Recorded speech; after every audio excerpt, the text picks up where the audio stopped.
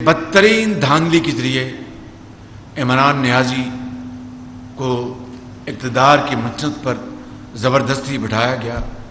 میں یہ نہیں کہہ رہا کہ اس ایک سال میں ہماری جو ذمہ داری تھی، میں سمجھتا ہوں کہ اس مخلوط حکومت نے حتی الامکان کوشش کی۔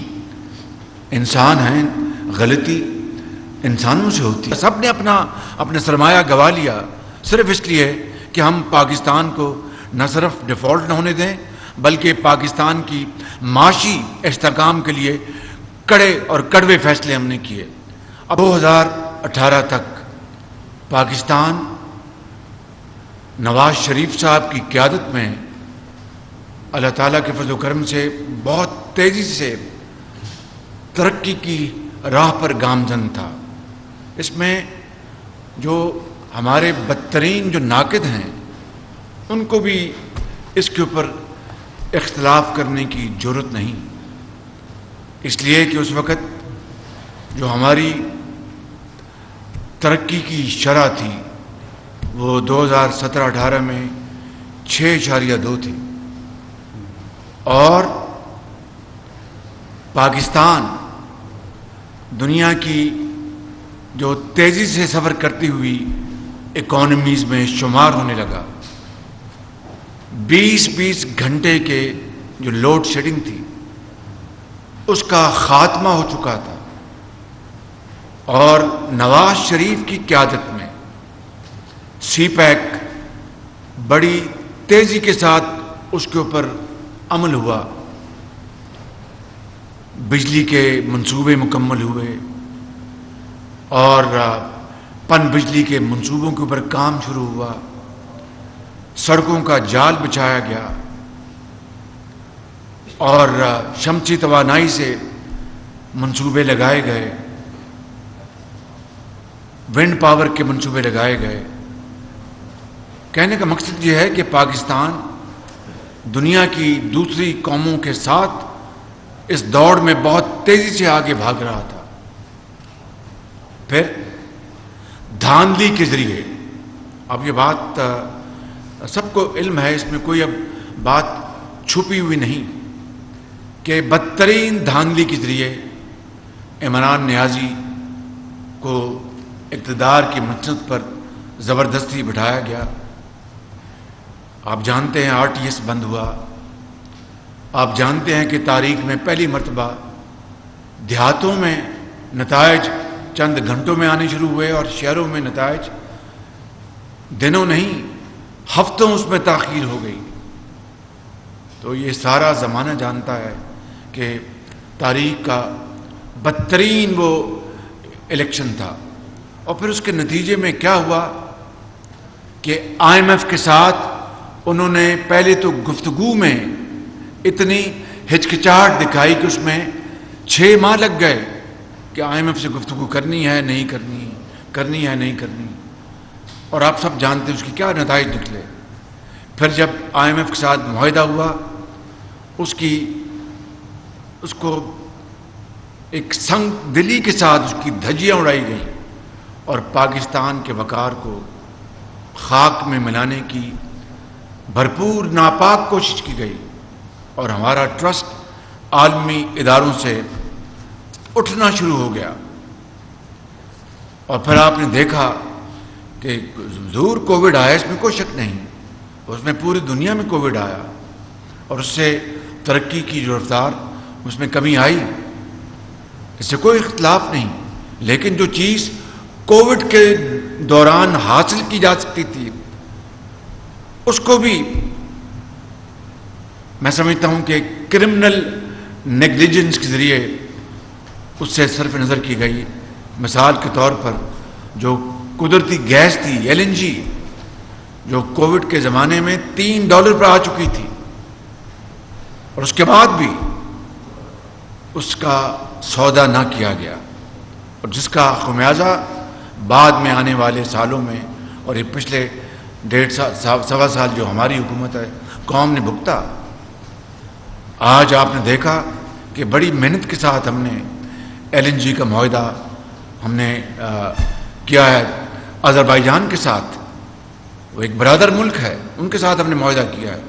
اور معاہدہ، یہ بات it's a bit of digression, لیکن بتانا چاہتا ہوں کہ معاہدے کی یہ شرائط ہیں کہ آذربائیجان پاکستان کو جو ڈسٹرس کارگوز ہیں وہ آفر کرے گا پاکستان کو سستے، اور پاکستان ہر مہینے، اور پاکستان کی مرضی ہے کہ ان کو خریدے یا نہ خریدے. نہ خریدنے کی صورت میں کوئی پینلٹی نہیں ہوگی. یہ الحمدللہ یہ معاہدہ ہو چکا ہے. اور اس کے مقابلے میں پچھلی حکومت میں کیا ہوا آپ دیکھیں، جب کاٹن کی ایکسپورٹ کی گئی، پھر کاٹن امپورٹ کی گئی، یہ بالکل اپنا شوگر ایکسپورٹ کی گئی، شوگر امپورٹ کی گئی، گندم ایکسپورٹ کی گئی، گندم امپورٹ کی گئی. کتنا ونڈ فال پروفٹ لوگوں کی جیبوں میں گیا، چند لوگوں کی تجوریاں بھر گئیں، اور عام آدمی بیچارہ مہنگائی میں بالکل بری اس کی حالت ہو گئی. تو یہ ہمیں ورثے میں ملا. اور میں یہ نہیں کہہ رہا کہ اس ایک سال میں ہماری ہماری جو ذمہ داری تھی، میں سمجھتا ہوں کہ اس مخلوط حکومت نے حتی الامکان کوشش کی. انسان ہیں، غلطی انسانوں سے ہوتی ہے، ہم سے غلطیاں ہوئی ہوں گی یقیناً، لیکن I would term them as honest mistakes.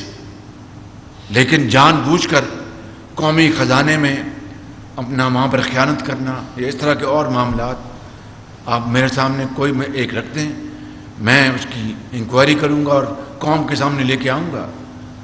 میں یہ کہہ سکتا ہوں بلا خوف تردید کہ اس 12-14 مہینے میں جو ہم نے گندم خریدی، جو ہم نے فرٹیلائزر خریدا G2G یا پرائیویٹ سیکٹر سے، سب سے کم بولی دینے والے جو ایکسپورٹر سے، ان سے میں نے اور ہماری ٹیم نے مل کر اربوں روپے کی مزید ڈسکاؤنٹ لیے.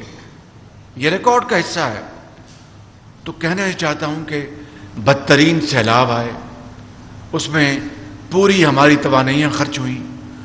100 ارب روپے وفاقی حکومت نے خرچے صوبائی حکومتوں کے اپنے وسائل کے علاوہ، اور دن رات اس کے اوپر ہم مارے پھرتے رہتے ہیں کہ معیشت کو بری طرح تباہ کیا.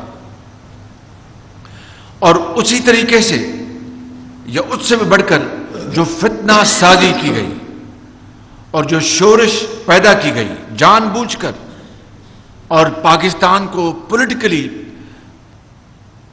انسٹیبل کرنے کے لیے جو ایڑی چوٹی کا زور لگایا گیا، بیانیے بنائے گئے دن رات ٹیلی ویژن پر اور سوشل میڈیا پر، جو کچھ ہوتا رہا پاکستان کے عوام کے خلاف، پاکستان کی ترقی اور خوشحالی کے لیے جو ہم کوشش کر رہے تھے اس کو ختم کرنے کے لیے اور پاکستان کو بدنام کرنے کا انہوں نے کوئی طریقہ نہیں چھوڑا. ہر طریقے سے پاکستان کو بدنام کیا اور باہر ممالک کو اور اداروں کو متنبع کیا کہ اگر آپ نے پاکستان کی مدد کی تو یہ حکومت امپورٹڈ حکومت ہے، یہ سب کچھ برباد کر دے گی اور سب کچھ ختم ہو جائے گی. یہاں تک کہا کہ پاکستان خدا نخواستہ سری لنکا بننے جا رہا ہے.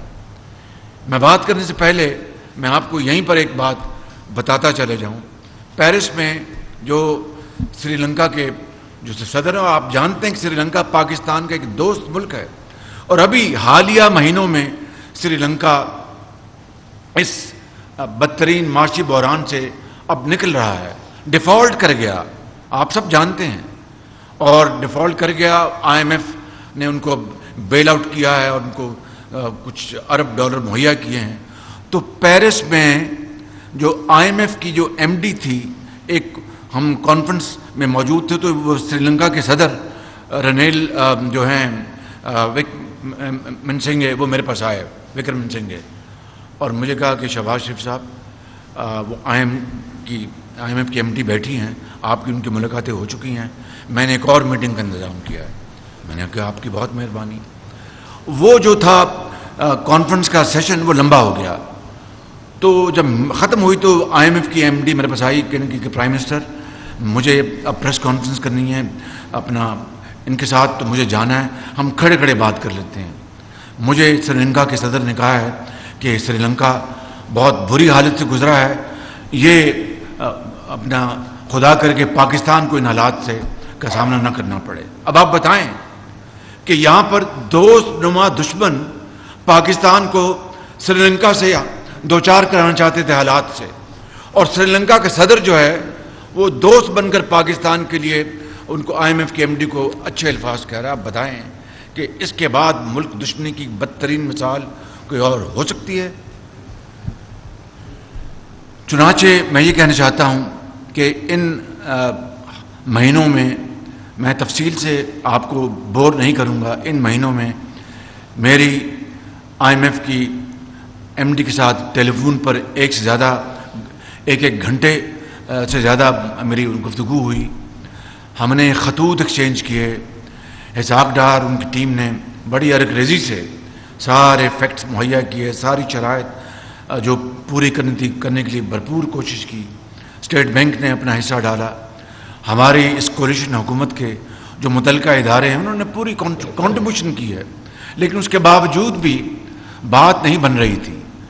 پھر پیرس میں میری ان سے MD IMF سے ملاقات ہوئی, بڑی بھرپور, جس میں محترمہ مریم اورنگزیب صاحبہ, سردار ریاض صادق اور شہری رحمان صاحبہ, ہماری جو MOS ہیں ڈاکٹر عائشہ پاشا وہ تھیں, سفیر تھے ہمارے فاطمی صاحب تھے. وہاں پر بڑی تفصیل سے ملاقات ہوئی. انہوں نے یہ مجھے کہا کہ پرائم منسٹر وقت بہت گزر گیا ہے, 30 جون اب چند دن رہ گئے ہیں, بہت مشکل ہے اب معاملات کو. میں نے ان سے کہا کہ دیکھیں ہم نے کون سی شرط آپ کی نہیں مانی.